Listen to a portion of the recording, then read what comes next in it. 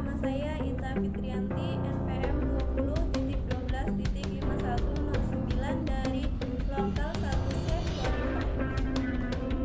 Dalam video ini, saya akan menjelaskan hasil dari ringkasan materi Bahasa Indonesia yang diajarkan oleh Ibu Husnul Fatimah yang membahas tentang kesantunan berbahasa, keterampilan berbicara, keterampilan membaca, dan keterampilan minimal. Baiklah, langsung saja masuk ke materi yang pertama, yaitu kesantunan berbahasa. Kesantunan berbahasa. Kesantunan erat kaitannya dengan perilaku dalam kehidupan sehari-hari. Sedangkan berbahasa berhubungan dengan komunikasi atau berkomunikasi. Jadi, yang dimaksud dengan kesantunan berbahasa di sini adalah sebuah etika dalam berkomunikasi.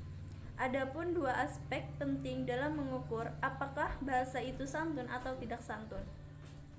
Di dalam bahasa Indonesia, kesantunan itu terbagi menjadi dua, yaitu kesantunan linguistik dan kesantunan pragmatik. Kesatu, kesantunan linguistik adalah kesantunan dalam kata atau kalimat yang digunakan yang memiliki arti sesuai dengan Kamus Besar Bahasa Indonesia. Di dalam kesantunan linguistik ini dikhususkan lagi ke dalam kalimat inferatif atau kalimat perintah. Kalimat inferatif adalah kalimat yang mengandung makna ketidaksantunan, karena kalimat perintah ini adalah kalimat yang mengandung arti menyuruh ataupun meminta. Kesantunan linguistik dalam tuturan inferatif mencakup 4 hal, yaitu 1. Panjang pendek tuturan, 2. Urutan tuturan, 3. Intonasi dan isyarat kinestik, 4. Pemakaian ungkapan penanda kesatuan. Pemakaian ungkapan penanda kesatuan ini terbagi lagi menjadi 3, yaitu kata tolong, kata mohon, dan kata silahkan.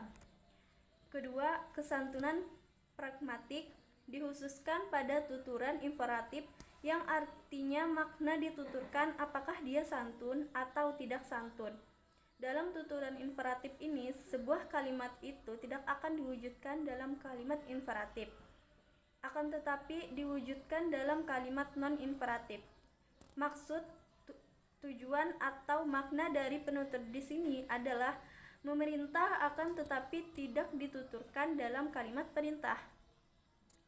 Jadi, kalimat yang digunakan dalam kesantunan pragmatik adalah kalimat pernyataan atau kalimat pertanyaan yang artinya secara tidak langsung.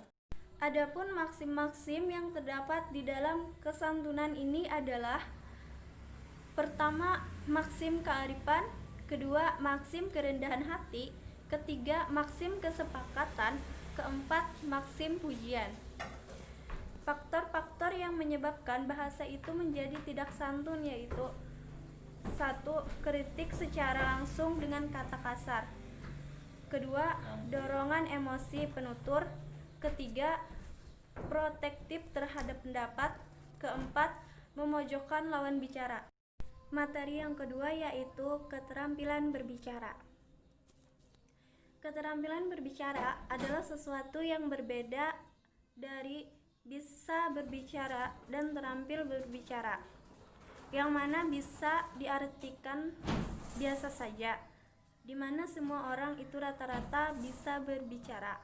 Sedangkan terampil artinya belum tentu seseorang itu bisa berbicara dengan lancar, karena yang namanya terampil berbicara itu memerlukan sebuah keahlian yang mana keahlian tersebut bisa dilatih secara khusus.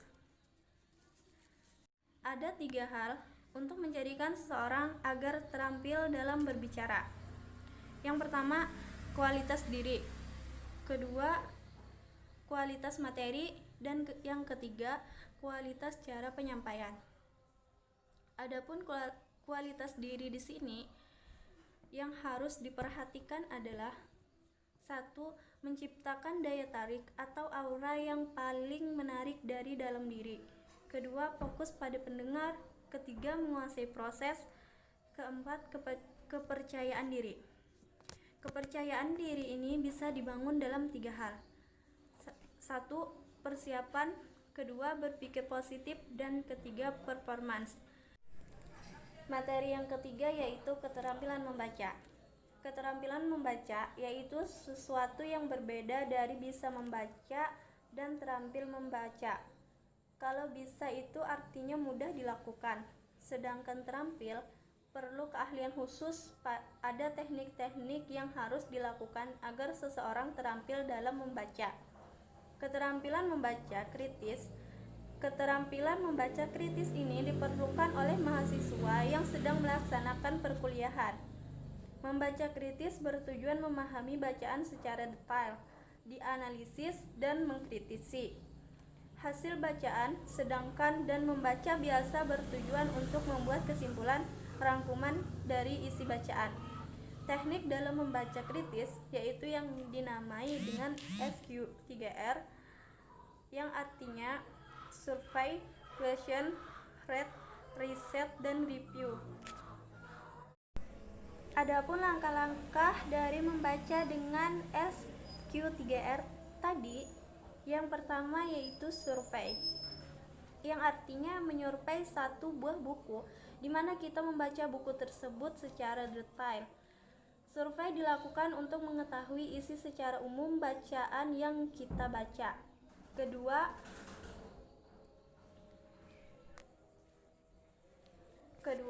baca pertanyaan di akhir buku dan buatlah pertanyaan. Ketiga, membaca dan memahami keseluruhan bacaan dan pertanyaan yang telah dibuat. Keempat, riset, dan kelima, review. Materi yang keempat yaitu keterampilan menyimak.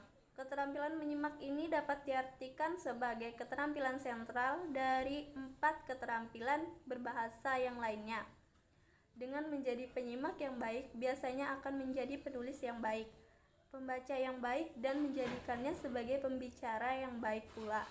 Karena kegiatan menyimak bukan sekedar melihat, tetapi juga ada proses berpikir dan proses menganalisis, yang mana menganalisisnya ini dilihat dari bermacam hal seperti simbol, kenyataan, dan situasi yang terjadi pada saat itu. Menyimak bukan hanya sekedar mendengarkan atau melihat saja, tetapi ada proses-proses yang harus dilakukan. Proses-proses dalam menyimak ada 5 tahapan, yaitu pertama, mendengar, yang artinya kita berfokus pada satu suara dan mengabaikan suara lainnya. Kedua, memahami. Ketiga, menginterpretasi atau memberikan makna dari yang didengar. Keempat, menilai kelemahan atau kelebihan dari yang didengar. Kelima, memberikan respon atau menanggapi. Respon yang diberikan bergantung dari proses-proses yang sudah disebutkan tadi. Mungkin itu saja yang dapat saya sampaikan. Salah hilap mohon maaf. Assalamualaikum warahmatullahi wabarakatuh.